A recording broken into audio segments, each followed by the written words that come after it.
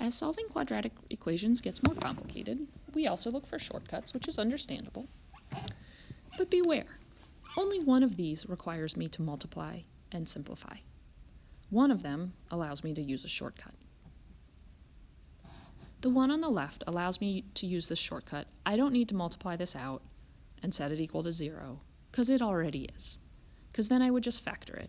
So I can immediately see that x plus 7, that's equal to 0 when x is negative 7, and x minus 4 is equal to 0 when x is 4.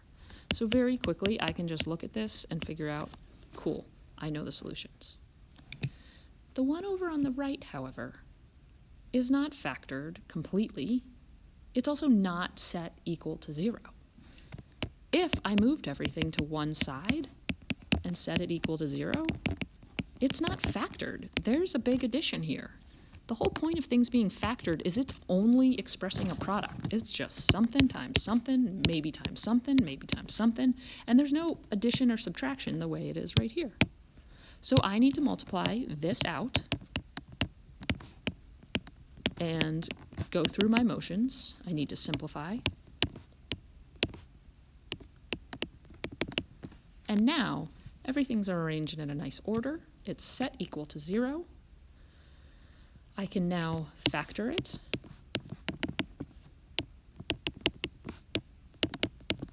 And now I can set each of these equal to 0 or just perceive the inverse of them. So m is going to be equal to negative 5 or m is equal to 4. So negative 5 and 4 is my solution set. Of course, I would want to go back and check that. In the interest of time, I'm not going to do that, but know that that is a valuable and necessary step. Let's look at this last one. Okay. Whoops. Well, first of all, this is definitely supposed to be an m. All right. I have to set this equal to 0. It's not factored. I mean, yes, I see like a factorization here. This is a factor and this is a factor, but it's a factor only of this set of terms here. It's not a factor of the whole thing. So I'm going to need to FOIL this out.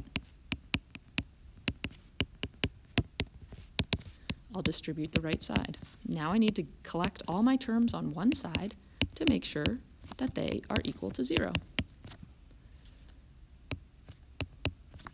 Now I'm going to factor. Notice I'm still writing my equals 0 over here. Now I'm going to set each factor equal to 0 to find out what value of m would make just this one equal to 0, and that would be negative 7.